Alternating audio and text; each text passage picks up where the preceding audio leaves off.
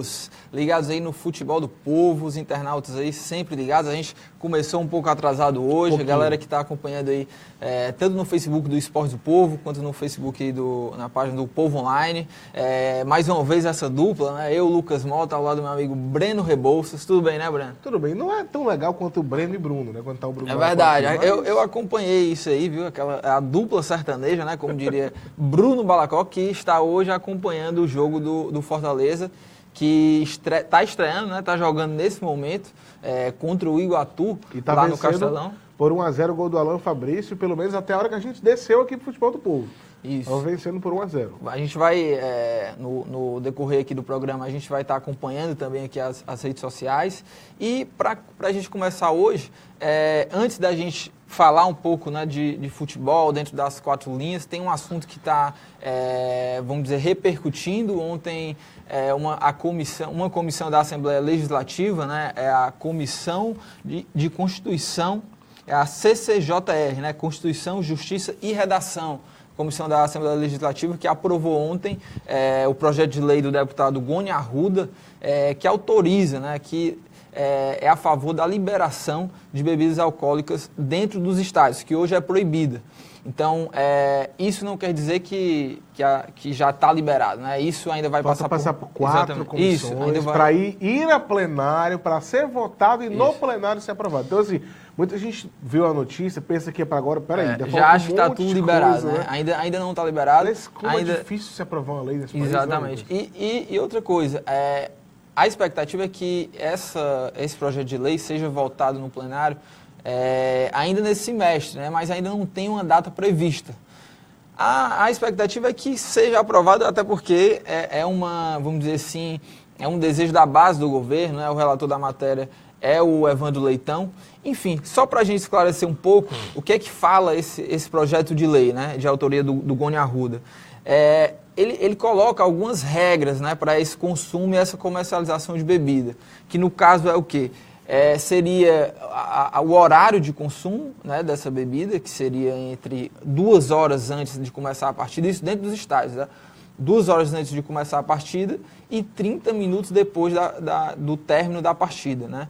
E também eles tem um outro ponto aí que é interessante, que é a questão do recipiente. Seria mais ou menos parecido com o que foi a Copa do Mundo aqui, né? Que você tinha aqueles copinhos com refrigerante no Castelão, ninguém pode andar com latinha. Isso. Você tem que comprar, eles botam naqueles copos que são exatamente a quantidade da latinha e você não leva, né? E você não leva o recipiente que pode ser arremessado em campo, que essa é a grande preocupação deles, né?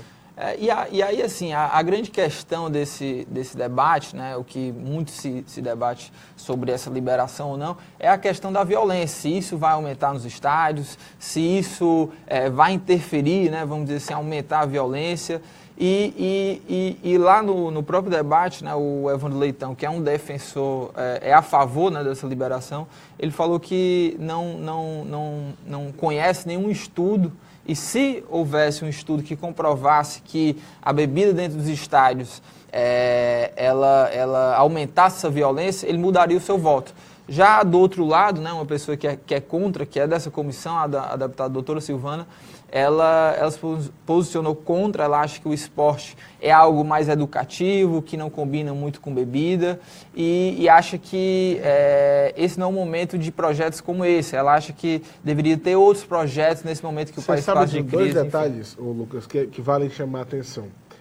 A Polícia Militar e o Ministério Público são contra. Isso. A Polícia Militar diz que para eles é melhor do jeito que está, sem a venda de bebidas. Sim. E o Ministério Público, quando conversei com eles a respeito desse assunto, há alguns meses atrás, diz o seguinte, que eles não têm dados nem números para mostrar.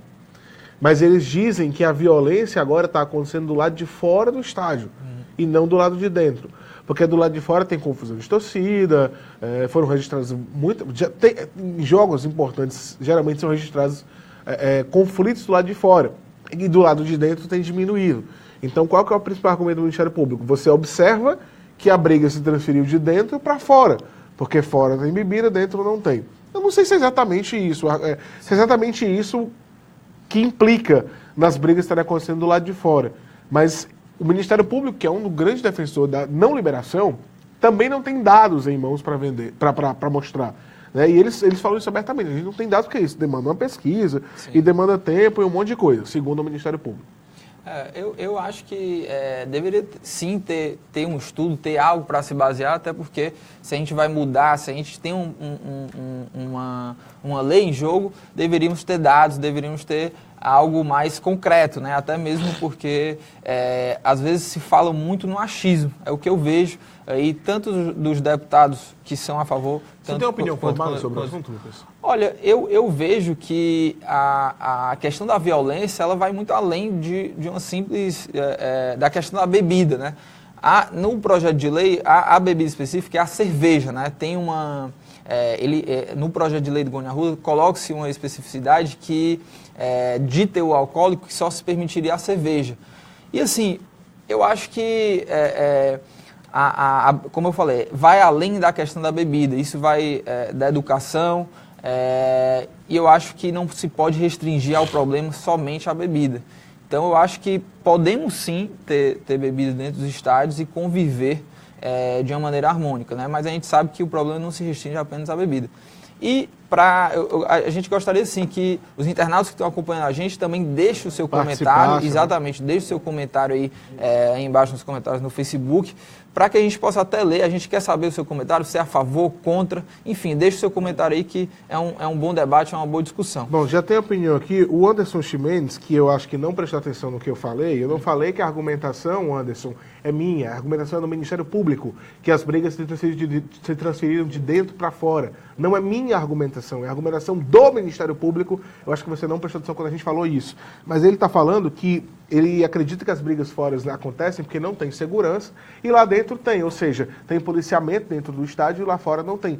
Pode ser um indício, por isso que eu falei aqui, quando falei da argumentação do Ministério Público, eu disse que não sabia exatamente se era o melhor caminho ou o melhor argumento se apontar, mas é o que o Ministério Público acredita. E a polícia só fala que, pelo menos na época que conversei com a polícia sobre o assunto, eles falaram que para eles é melhor do jeito que está não vendendo. Eu tenho uma opinião sobre o assunto e eu acho que é o seguinte... se você me perguntar se eu acho que a bebida potencializa algum tipo de violência, de descontrole, eu acho que potencializa. Porque eu acho que uma coisa é o cidadão consciente, outra coisa é o cidadão não tão consciente de si. O álcool mexe com isso, mexe quando você toma demais, você acaba perdendo um pouco de noção, as pessoas que bebem demais. Agora, por que eu acho que tem que ser liberado? Porque a lei que existe hoje que proíbe, ela fala que tem um raio, se eu não me engano, de 300 metros, sim. Eu não tenho exatamente certeza da quantidade, mas de uma quantidade de metros nesse raio ali do Castelão, que não poderia vender. Ou seja, o cara que está vendendo na porta do Castelão, pela lei de hoje, ele não poderia vender, mas ele vende. O cara que tem o bar e vê o Castelão que não poderia vender, ele vende. Então não há fiscalização. Se não há fiscalização e o cara não pode tomar lá dentro, mas toma na porta do estádio ou ali embaixo no estacionamento, como eu já vi várias vezes, a lei não funciona. Então, se o cara pode tomar no estacionamento e tomar do lado de fora, eu acho que ele pode também tomar do lado de dentro. Agora, se existisse a fiscalização real e a venda não acontecesse no entorno do estádio, como a lei diz que não é para acontecer, isso seria a favor da manutenção. Porque eu acho que altera sim, potencializa sim uma questão de briga. Eu acho, uma questão pessoal. Mas, como a lei não funciona, como isso não acontece, é uma hipocrisia você proibir a venda dentro, já que no estacionamento do estádio, lá embaixo, o cara está bebendo. Se pode ir do lado de fora, se pode ir lá embaixo, eu não vejo por que, diante disso, não poder vender dentro do estádio oficialmente, como acontece, até porque resolveria um problema que temos hoje, que é a questão da entrada do torcedor. Todo mundo fica bebendo lá fora, quando é para começar o jogo, todo mundo quer entrar de uma vez, e isso causa uma série de confusões. Então, até por conta disso, eu sou a favor por conta desse aspecto, porque a lei que proíbe não funciona. Se não funciona, libera geral. Isso, e lembrando mais uma vez aí aos internautas que estão nos acompanhando, deixe o seu comentário, diga se você é a favor ou contra e deixe aí sua justificativa. E para a gente continuar o programa, vamos falar de futebol dentro de campo, né? Ontem o Ceará estreou na Fares Lopes e o que se viu lá dentro de campo foi um jogo bem abaixo da média, não foi, Breno? Muito ruim. O jogo de ontem, eu estive lá no PV, foi ruim por quê? Porque o Ceará não conseguiu desenvolver um futebol semelhante. Eu peço desculpas a vocês, eu estou hoje com um problema aqui, mas eu tenho umas certas crises de rinite e que hoje resolveram me atacar, mas vamos para frente. Eu estive no estádio e o Ceará não conseguiu ter o mesmo desempenho, até porque a quantidade de jogadores do time principal diminuiu. A gente não teve Jackson Calcaia, não teve mais gente ali entre os volantes, então diminuiu, o Rafael Carioca não estava também, diminuiu a quantidade de jogadores profissionais, aumentou a quantidade de jogadores do sub-20, aí o desempenho caiu um pouco. E o Ceará não conseguiu furar a boa marcação do Calcaia. O Sérgio Alves fechou demais a equipe do Calcaia, ele falou que tinha visto o jogo contra o Tiradentes, então ele apertou ali a marcação, o Calcaia ficou meio naquela de não joga e não deixa jogar. E falhou quando teve chance. Quando saiu no contra-ataque, o time do Calcaia não teve eficiência. O Wilson perdeu uma chance clara, o Alisson perdeu uma outra oportunidade, o Paulinho também. Então o Calcaia fechou marcação e nas chances que teve de contra-atacar, não teve competência para botar a bola para dentro. Isso fez com que o jogo fosse muito chato de se acompanhar, muito chato de ver. Quem foi ao PV não gostou. Acho que nem do Calcaia nem do Ceará. Talvez do Calcaia menos, porque como enfrentava o Ceará, um ponto para o Calcaia diante do Ceará no PV é interessante. Mas realmente a partida foi ruim. Quem eu acho que destacou pelo Ceará foi o Túlio, muito seguro nas atuações, ao lado do Alan, que é um zagueiro da base. Aliás, gostei muito da dupla de zaga do Ceará. O Leandro Carvalho, ele foi bem esforçado. O Leandro Carvalho estava na direita, estava na esquerda, ia para o lado, para o outro, se mexia, mas jogar bem ele não conseguiu jogar, porque não teve tanta chance clara de gol. E o Magno Alves, mais uma vez, o Lucas Mota mostrou que está complicada a situação dele. Ele conseguiu ainda um desempenho pior do que no jogo passado, contra a equipe do Tiradentes. O Magno não chutou uma bola a gol, o Magno recebeu uma ou duas bolas durante o jogo, no máximo. Eu praticamente não vi a bola passar pelos pés do Magno Alves, e eu acho que cada vez mais vai aproximando aquela condição que a gente falava dele ficar mais distante de jogar na Série B. Se for depender das atuações da Fares Lopes, eu acho que dificilmente ele volta a jogar na segunda divisão, porque na Fares Lopes, que o nível está lá embaixo, ele não está conseguindo se destacar. Você imagina quando volta para um campeonato brasileiro da Série B, né? Você falou que é para o Calcaia, né, jogar esse torneio e empatar com o Ceará é um bom resultado, né, segurar um empate aí contra o Ceará. Agora, você falou do Magno Alves, né, um jogador que o torcedor no primeiro jogo, né, a gente até comentou isso, assim, que o torcedor ficava muito ansioso quando o Magno Alves pegava na bola, o torcedor queria ver o Magno Alves fazendo gol, afinal de contas, mesmo nessa fase ruim que o Magno Alves está passando, o torcedor ainda, claro, tem uma identificação muito grande com ele. Mas o que se vê em campo é um Magno Alves desinteressado, né, Breno? Um Magno Alves que, Lucas, que parece que não quer jogar. E a Fares Lopes, o Ceará joga a Fares Lopes sem nenhuma pressão. Uma competição que os jogadores que não estão sendo utilizados, né, por exemplo, na Série B, é a chance de mostrar serviço, né? No primeiro jogo eu não achei. Eu achei que o Magno Alves no primeiro jogo queria, porque qual que eu acho que era a ideia dele? Vou jogar na Fares Lopes, vou me destacar, Sim. Vou brilhar de novo, o Chamusca vai olhar para mim. Não deu certo. E aí ontem eu já achei ele mais desinteressado mesmo. Diferente do primeiro jogo. Por isso que eu falei, a atuação dele conseguiu ser bem abaixo daquele que tinha feito no primeiro jogo, que já não tinha sido com tanto brilho assim. Sim. A de ontem mesmo foi aquela olha, não tá dando, não é legal, não dá certo. Sim. Colocar ali. Realmente ontem eu notei um desinteresse que não tinha na primeira partida. Tem gente aqui mandando mensagem falando sobre o Magno. O Gabriel Costa está dizendo que o Magno é uma peça descartável para o Ceará e já para o próximo ano. E o Rodrigo Ferreira Lopes está perguntando se ele tem que se aposentar. Essa história de aposentadoria, eu não gosto de olhar para ninguém, desapontar e dizer assim, olha, fulano tem que se aposentar. Quem sou eu para dizer que o Magno Alves tem que se aposentar ou não?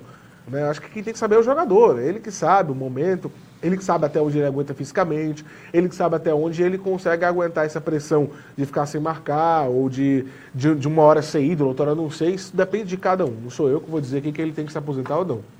Agora, se o Magno Alves se aposentar no próximo ano, se ele continuar nessa má fase e se aposentar no próximo ano, ele perdeu a oportunidade no Cearense de fazer isso por cima. Porque no Cearense ele foi importante, ele foi o artilheiro e ficou aquela aura do ídolo, né? Com essa má fase na Série B e essas atuações da Fares Lopes que estão sendo terríveis para ele, o Magno Alves corre o risco de terminar por baixo, que é muito prejudicial para um cara que tem a história que o Magno Alves tem dentro do clube. Eu só queria dizer que eu não gostaria de ver o Magno Alves encerrar a carreira da forma, se ele for encerrar agora, como está encerrando. Sim. Eu acho que o Magno tinha que encerrar a carreira por cima, porque, principalmente encerrando a carreira no Ceará, porque foi lá no clube onde ele teve uma notoriedade interessante e lamento se ele se aposentar da forma como está agora. Sim, e antes da gente passar para a gente começar a comentar também sobre o Fortaleza, próximo jogo aí do Ceará, o Ceará tem uma pausa aí, né? A Série B para o Ceará acaba sendo uma pausa, só joga passando esse fim de semana no outro, então vai ter muito tempo aí de preparação. O Ceará que enfrenta o Londrina, né? Fora de casa. E para esse jogo tem o desfalque do Richarlison, né, Breno? Tem alguns torcedores que estão um pouco receosos com essa pausa aí pro Ceará. Em outras edições aí da Série B, o Ceará acabou não, vamos dizer assim, continuando esse mesmo ritmo, a boa fase, depois de uma pausa. Você acha que isso é balela? Não, eu até falei aqui ontem no Futebol do Povo, repito, eu acho que essa pausa pro Ceará veio no momento certo. Ceará, nos últimos 3 jogos, não jogou um bom futebol. Vencendo ou perdendo, não jogou um bom futebol. E eu acho que é hora do Chamusca parar e dizer, peraí, vamos ver aqui, por que de repente eu passei a cair de produtividade, mesmo ganhando algumas partidas? E aí é interessante parar essa parada na Série B para observar. E o Chamusca vai fazer uma coisa que eu acho mais importante ainda. Sábado, provavelmente, ele vai pegar o time profissional do Ceará todo, o elenco principal, e jogar na Fares Lopes para enfrentar o Horizonte. Eu acho isso importante porque lá ele pode testar o que ele quiser. Ele pode testar formação, ele pode testar esquema tático, ele pode testar substituição, fazer o que ele quiser. É um jogo que para o Ceará, como você falou, já que o Ceará já tem a vaga na Copa do Brasil, não tem tanta importância por hora, e é um jogo que vai estar valendo. É melhor do que o amistoso, porque o Horizonte vai entrar para valer na partida. Para o Horizonte os 3 pontos são importantes. O Horizonte quer a vaga na Copa do Brasil. Então, eu diria que é um amistoso de luxo, né? É um amistoso que você pode dizer que, poxa, isso é um amistoso de luxo. Você vai pegar uma equipe que quer a competição valendo, que vai entrar com tudo. E aí o Chamusca vai poder fazer a alteração que quiser, e mesmo perdendo ou ganhando, para ele é o menos importante no momento.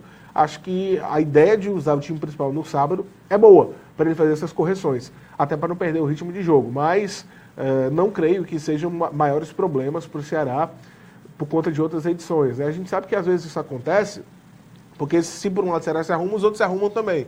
Mas vai sair na frente quem tiver melhor elenco. Eu acho que o cara tem um elenco muito bom para a Série B, e quem corrigir mais coisas. Sim. E o Chamusca, eu acho que tem esse olhar para corrigir melhor, para corrigir com mais eficácia, com mais eficiência. Não creio que seja um problema para o Ceará essa parada não, Lucas. Sim, e agora vamos falar de Fortaleza, né? Só uma atualização aí. O primeiro tempo acabou lá no Castelão, entre Fortaleza e Iguatu. Fortaleza continua vencendo o jogo, está 1-0. Gol do meia Alan Fabrício, né, que veio aí para... Cria no Ceará, viu? Isso, e que veio para o Fortaleza agora só para jogar essa competição, né, a Fares Lopes, Fortaleza que se reforçou, trouxe 7 jogadores, não foi, Breno? Só para jogar essa competição. 7 jogadores. Isso. E o Fortaleza... 3 não podem jogar ainda porque não estão regularizados. O Romarinho, o Vitinho e teve um que chegou recentemente também que não tá. São 3 que não podem. Romarinho e o Vitinho, eu lembro daqui a pouco. Certo, e olha só, aqui o Wesley Franco de Lima, ele coloca aqui um ponto que a gente vai debater agora sobre os desfalques do Fortaleza, certo? Isso. Que não vai contar para essa partida com os 2 laterais que vem sendo titular, né, o Felipe e o Bruno Melo, e o volante Anderson Uchoa. Deixa eu responder antes uma pergunta aqui do Alisson Rodrigues, que eu estava doido para falar sobre isso. O que é que ele... Para que esse jogo 16 horas no Castelão? Alisson, eu vou falar um negócio. Jonathan, o Júnior Ribeiro me lembrou, é o Jonathan que não está regularizado ainda, então não pode jogar pelo Fortaleza ainda. O Jonathan, o Vitinho e o Romarinho, o Brigadaço, o Júnior. O Ademir falando do Sobralense, o Sobralense não fechou ainda. O Sobralense chegou a negociar com o Fortaleza, não sei em que pé isso está hoje, mas até agora o Sobralense não firmou com o Fortaleza, oficialmente não assinou. O Fortaleza realmente mantinha uma negociação com ele, mas até agora não avançou o quanto esperávamos que avançasse. Agora, em relação a essa pergunta do Alisson, por que esse jogo 16 horas? Olha, é uma coisa que eu também não entendo. Eu gostaria até que alguém do Fortaleza se pronunciasse e explicasse. Porque o jogo era 8 da noite lá no PV. Ontem deu 1.400 pessoas no jogo Ceará e Caucaia. No jogo Ceará tirar de 600. Eu acredito que no jogo do Fortaleza hoje tinha possibilidade de dar 500, 600 torcedores ou até mais. Tinha ou não tinha? Eu acho que tinha. Deu no do Ceará, eu acho que o torcedor do Fortaleza teria a mesma empolgação, até porque o Fortaleza precisa vencer a competição. O Fortaleza precisa ser campeão para estar na Copa do Brasil. Ele tem chance via ranking? Tem, mas são chances pequenas. Tem que acontecer uma série de fatores para que ele entre. Então, o caminho certeiro seria a Taça Fares Lopes. E o Fortaleza tem necessidade disso. montou um time específico para essa competição. O jogo era 8 no PV, eu acho que daria facilmente 500, 600 torcedores para ver. E aí o clube vai e puxa pro Castelão. Se o argumento for prejuízo, onde você acha que vai dar mais prejuízo? No Castelão à tarde ou no PV à noite? Ah, mas a gente tem um contrato com a Arena Castelão só se o jogo sai de graça. Se o Fortaleza pagar alguma coisa para jogar hoje no Castelão, para estar nesse momento jogando no Castelão, ainda assim eu acho que não compensa de ter tirado do PV 8 da noite. Tirou do torcedor, que poderia acompanhar, tirou de emissoras de rádio, que poderiam transmitir o jogo para todo mundo ouvir, porque a gente está acompanhando aqui via rede social. Enfim, eu achei muito lamentável essa mudança aí. Não sei se qual que é a justificativa oficial. É um horário bem... Não é horário para futebol, cara. Não existe isso. Até porque 3h45 para o jogador deve ser ruim. Você sabe que no Ceará a gente passa muito frio, né, no Ceará. Sim. No meio da semana, 3h45 da tarde, complicado, né? E olha, voltando aqui para o questionamento do Wesley Franco de Lima, né? Sobre esses desfalques do Fortaleza, ele sugeriu aqui, ele pergunta assim, ó, seria uma boa o Fortaleza jogar num 3-5-2, e aí ele também sugere a entrada do Leandro Cearense no lugar do Lúcio Flávio, na seguinte formação, com esses desfalques, né? Os dois laterais, o Felipe e o Bruno Melo e o Anderson Show. Olha a formação dele. Boeck, né, no gol, e aí na zaga, Rodrigo Mancha, Edmar e Lígia, e aí no meio, Adenilson, Jefferson, aí ele sugere o Pablo de ala e o Everton, que voltou, né, o elenco, na ala esquerda, o Leandro Lima no meio e Iago e Leandro Cearense. Eu acho um pouco improvável que o Zago faça Quem foi que comentou? Isso, o Wesley Franco de Lima. Eu acho um pouco improvável que o Zago faça uma mudança radical nesse time, até porque na apresentação dele, ele foi bem enfático ao dizer que não teria tempo para colocar, por exemplo, toda a filosofia de jogo dele. Então ele tentaria manter o que o Paulo Bonamigo fez, né, até agora no campeonato, iria fazer alguns ajustes. No jogo, esse último jogo aí do Fortaleza, a gente viu que ele, de fato, não mudou tanto assim a cara desse time, até as peças, ele colocou o Edmar na zaga, né, que era até mesmo uma cobrança do torcedor, mas eu não vejo ele fazendo, vamos dizer assim, essa mudança aí radical, mudança, por exemplo, para jogar com 3 zagueiros nesse esquema 3-5-2. Agora, sobre o Leandro Cearense, eu vejo que o Leandro Cearense ele tem sido pouco utilizado, né? Quando ele foi utilizado, não se destacou tanto como o Lúcio Flávio se destacou no início da temporada aí na Série C, mas eu vi um treino do Fortaleza, o treino que antes daquela partida contra o Sampaio Corrêa, e eu gostei muito do Leandro Cearense, é um jogador brigador ali, quem sabe poderia pintar bem aí no Fortaleza, né? O Lúcio Flávio ainda eu acredito que é o artilheiro ainda, né, da equipe. Mas, quem sabe, aí dá mais uma oportunidade pro Leandro Cearense. O que você acha aí dessa formação? Pois é, Lucas Mota. Olha, em relação à formação do time do Fortaleza, que o nosso web espectador mandou aí, e agora a minha live travou, agora tá tudo certo, voltamos. Né? Em relação a essa formação, não acho provável, como o Lucas falou, mas não acho que seria uma má formação.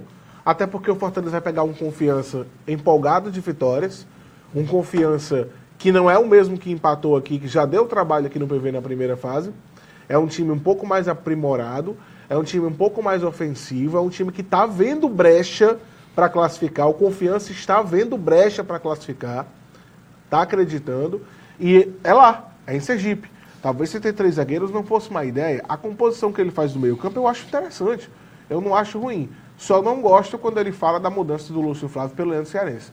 O Lúcio Flávio realmente está perdendo muito gol, não está no seu melhor momento, mas o Leandro Cearense já provou às vezes que entrou que até para finalizar ele tem dificuldade. A não ser que ele tenha mudado da água para o vinho, mas o Leandro Cearense às vezes que jogou, até para fazer finalização teve dificuldade. Então não sei se a troca do Lúcio Flávio seria uma boa. Sobre o Leandro Lima, eu tenho muitas desconfianças com o Leandro Lima. Não de agora, desde o ano passado. O Leandro Lima chegou ano passado com toda uma pompa de que tinha jogado não sei onde, que tinha passado por isso, tinha passado por ali, aqui e acolá. Não correspondeu. Não sei por que voltou esse ano, porque o que ele jogou ano passado, na minha opinião, não justificava a volta do Leandro. E eu falei isso para o Marcelo Paes, que é o diretor de futebol e vice-presidente, numa conversa que tive com ele, a gente conversando sobre o clube. Claro, eu no papel de repórter, ele de entrevistado. E numa conversa outra eu perguntei ele qual era a justificativa para a volta do Leandro. Porque pelo futebol que ele tinha prestado no ano passado, ele não justificava. E o Marcelo acha que é um jogador importante, e eu respeito, como muitos torcedores devem achar, mas eu não acho. Eu não acho que ele rende tanto assim. E não vou tirar aqui, por um jogo do Leandro, essa impressão sobre ele. Até porque eu acho que o Leandro passou a ser mais importante depois que ele conseguiu aquele passe e que o Fortaleza foi para cima no abafa. Todo mundo vai para cima, a tendência é que quem jogue mais ofensivo se destaque. Mas eu não vou tirar por um jogo dele a impressão que eu tinha de outros jogos que eu assisti. Não acho que é o cara que vai resolver a vida do Fortaleza. Então, o Zago deve fazer algumas mudanças, até porque vai ter que fazer, porque tem 3 jogadores e os 3 titulares que ele não vai ter, o Uchoa, ele não vai ter e nem os 2 laterais. Gosto da ideia que o web espectador falou aqui sobre, tá falando aqui que 2-0 para o Fortaleza na Fares Lopes. Isso, confirma aí, né? Eu vou confirmar aqui. Bom, gosto da ideia do Everton na esquerda, como ala esquerdo, acho importante. Até porque ele sabe jogar aquela função, e o Adalberto já foi improvisado lá e não deu muito certo na partida contra o CSA. E o Pablo pela direita também acho importante, mas acho que o Jefferson vai ficar nessa função. Não creio no 3-5-2, mas concordo com o nosso web espectador, não seria uma má saída para a equipe do Fortaleza. Agora, com essas ressalvas que eu falei aqui. E agora sim, né,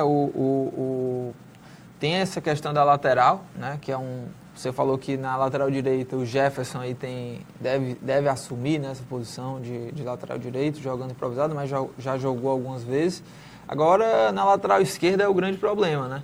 Porque não tem o Bruno Melo e o Guilherme Santos, que era o jogador aí o substituto, né? Teve uma polêmica, né? A diretoria mesmo anunciou que ele não jogaria mais pelo Fortaleza pela Série C, que ele teria pedido isso por conta que talvez teria chance de negociação, né, Breno, para jogar a Série B. Mas até agora essa história não foi muito esclarecida. Não, mas parece que ele vai mesmo para o Paysandu. Eu digo isso porque tem colega de imprensa lá em Belém do Pará que já dá como certo a ida do Guilherme. Então eu acho que alguma coisa vai ser acordada aí, ele deve mesmo para a equipe do Paysandu. Até porque ele deveria ser o titular no time de hoje, da Fares Lopes, e não está, quem está é o Laerte. Eu acho que o Guilherme não vai ficar mais muito tempo no Fortaleza. Agora tem um detalhe, o Guilherme foi anunciado pela TV Leão, toda uma pompa. Marcelo Paes foi para a TV Leão para anunciar o jogador. O jogador foi anunciado sem passar para a imprensa. Foi anunciado diretamente do clube para o torcedor. Aquela coisa toda, veio do Chipre. Marcelo Paes disse lá no Trem Bala da Rádio Povo CBN que tinha demorado a contratar por conta do critério, tinha sido extremamente criterioso. De repente o cara chega aqui, joga 1 ou 2 partidas, pouquíssimo tempo e ainda vai embora. É esse tipo de coisa, Lucas, que acaba fazendo falta no final. Sim, sim. Quando você traz um jogador que efetivamente vem para jogar ou para ser titular e que vem com qualidade maior, ou um cara que pode ajudar, você está fazendo bem, mas aí a contratação está fechando. O limite, você traz um cara como o Guilherme, que jogou 2 partidas, não convenceu o tempo que jogou. Porque para mim não convenceu, só convenceu para você que está acompanhando. Para mim não convenceu. E o cara ainda vai embora, antes de terminar a primeira fase, sabendo que o momento agora é importante, que ele deveria ser o titular, porque o Bruno Melo não está no jogo, aí é você fazer uma contratação que realmente não ajudou em nada o clube. Sim. E talvez não seja culpa do Marcelo, o Marcelo deve ter contratado pelo que veio jogando bola. Mas o Guilherme tinha que ter essa consciência. O momento exato do Guilherme Santos não sair era agora, que iam precisar dele. E aí ele sai. Eu acho uma contratação que realmente vai ficar devendo e muito para o Fortaleza e que a gente pode dizer que foi errada, porque veio com toda a pompa de titular, não conseguiu ser melhor do que o Bruno Melo, não conseguiu se destacar do que o que já estava aqui, e aí ainda vai embora mais cedo, teoricamente. Né? E um problema para o Fortaleza, né, que agora fica só com um lateral esquerdo nesse elenco principal do Fortaleza, né? E Breno, outra formação aqui foi sugerida pelo Lucas Mariano. E ele coloca um nome aqui na lista que eu também gostaria de ver nesse Fortaleza, que é o Vinícius Pacheco, que até agora pouco jogou, todo mundo entra, menos Vinícius Pacheco. Você falou também de outra peça aí, o Leandro Lima, mas ele realmente jogou bem, apesar de que até agora não rendeu tanto, ele jogou bem nessa última partida, e o Fortaleza tem que colocar quem está jogando bem agora, porque todos os jogadores caíram de rendimento e o Fortaleza precisa reagir, precisa talvez de um esquema tático novo, enfim, precisa reagir. Eu acho que novos jogadores do podem... Zago, no Fortaleza, do time do Zago? Olha, essa primeira partida não senti, eu também não senti muita coisa não. Até porque, como eu falei, ele mesmo, né, falou que a ideia era manter um pouco o padrão do Bonamigo. Vai cair no que a gente falou aqui algumas vezes. A hora do Bonamigo ter caído, na minha opinião, o Bonamigo teve 2 momentos propícios para a queda. Sim, sim. O empate com Confiança deixa o Bonamigo. E o empate com Cuiabá. Se ele cai ali, o Zago enfrentaria o CSA na segunda semana de trabalho. Tempo, né? Teria mais eu tempo acho que o Zago, com 2 semanas de trabalho, não tinha perdido para o CSA em casa. Sim, sim. Porque você viu que o time, pelo menos, reagiu. Numa coisa meio desordenada, uma coisa meio de abafa, uma pressão maluca, mas reagiu. Eu acho que 2 semanas de trabalho, se o Zago tivesse entrado na semana seguinte contra o Cuiabá, tivesse enfrentado... Foi o Salgueiro depois do Cuiabá, não? Foi o Sampaio. Se tivesse enfrentado o Sampaio, talvez ele tivesse perdido lá para o Sampaio, mas tivesse contra o CSA vencido. Sim. Que foi uma rodada que se desenhou para o Fortaleza. Sim. E o Fortaleza não aproveitou. Então eu acho que houve uma demora em mudar de treinador e agora o Zago vai tentar render já contra o Confiança fora, muito pressionado já, e no jogo da volta contra o Sampaio. Acho que o Fortaleza perdeu um pouco do time do momento de mudar o treinador. Olha, deixa eu só falar aqui a escalação do Lucas Mariano, né? Eu citei ele aqui. Ele sugeriu um esquema 4-2-3-1 para o Zago, com o Boeck, né? Ele usa já. Isso, mas ele colocou aqui algumas alterações do que vem sendo utilizado. Por exemplo, Boeck no gol, com os desfalques nas laterais. Ele coloca aqui Pablo e o Everton. Na zaga o Edmar e o Lígia, e aí no meio o Mancha, né, o Adenilson, e depois aquela linha de 3 jogadores mais avançados, o Iago, o Leandro Lima, o Vinícius Pacheco e o Lúcio Flávio. Eu acho então uma boa escalação. Ele está usando o Adenilson de volante, né? Isso, junto com o Mancha. Isso. Eu acho uma boa escalação. Eu gosto mais do Adenilson jogando na frente, eu juro pra você. Tudo bem que ele jogou um pouco mais na frente nesse jogo, né? Sim. Não foi bem, não foi muito bem, mas eu acho que ele rende mais porque ele distribui melhor a bola. Né? Você pode falar assim, mas no Guarani de Juazeiro ele jogava mais atrás e lançava. Mas no Guarani de Juazeiro ele tinha um cara que tinha sintonia com ele, que era me fugiu o nome dele agora. O Leilson. O Leilson tinha sintonia com ele. Eu até achei que quando o Adenilson chegasse, o Iau ia ter essa sintonia com o Adenilson, mas não teve. Né? Então, não é toda vida que você pega uma dupla que dá certo. Então o Adenilson jogava legal, porque de trás ele fazia o lançamento e o jogador partia, que era o Leilson. Com o Fortaleza ele não encaixou com nenhum outro. Tinha até mais liberdade. Também acho. De passar por vários setores. No jogo passado, não sei se você concorda, Lucas, mas eu achei que Adenilson, Pablo e o Shoa, nenhum dos 3 guardaram posição, não sei se orientado pelo Zago ou não, mas eu acho que isso atrapalhou o Fortaleza. Uhum. Porque até o Shoa, que dificilmente sai da cabeça da área ali, de perto do meio, ele fica entre a cabeça da área de defesa e o meio campo, o grande círculo, e por isso que ele pega bastante a marcação, até ele estava saindo. E eu acho que isso atrapalhou, porque você não sabia quem era meio, quem era volante, quem que era o quê. Eu não sei se foi uma orientação do Zago ou se foram os jogadores querendo mostrar para o Zago que estavam disponíveis ali e queriam ajudar. Mas eu acho que isso acabou não ajudando a equipe do Fortaleza. A única alteração aqui que eu faria nesse time aqui do Lucas, talvez seria colocar o Pablo ali no meio. Acho que o Pablo é um cara que corre o jogo inteiro, se esforça mesmo, se entrega. E o Fortaleza precisa de jogador assim, né? E olha, a gente está chegando aqui ao fim do programa. Mais 2 mensagens para acabar. Mais 2 mensagens, exatamente. Chegou aqui mais 2. Tem uma aqui do Cláudio Alcântara, que ele fala o seguinte: acho que um dos grandes problemas do Fortaleza, né, claro, é o erro de passes. Aí ele dá uma criticada aqui, ó. Incrível como tem jogadores que erram passes de 2 metros. É mesmo. E aí ele coloca 3 nomes. O Pablo, o Adenilson e o Felipe nesse grupo. E só para ler aqui a última, o Wesley Franco de Lima, ele fala o seguinte: o Everton não tem fôlego para jogar assim tão recuado, né? Claro, teria que ter um volante para cobrir. No caso da lateral esquerda, né? Teria que ter um volante para cobrir, porque o Everton ele é melhor do meio para frente, mas naquele lateral esquerda. Você lembra do ano passado, a dupla que ele fazia com o Simões? O Simões não avançava tanto, o Everton se deslocava para lá. Então, se o Everton jogar nessa função, meu Deus, você está acabando muito aí. Se o Everton jogar nessa função, ele tem que ter um volante para cobrir ali a descida dele, que realmente pode ficar frágil.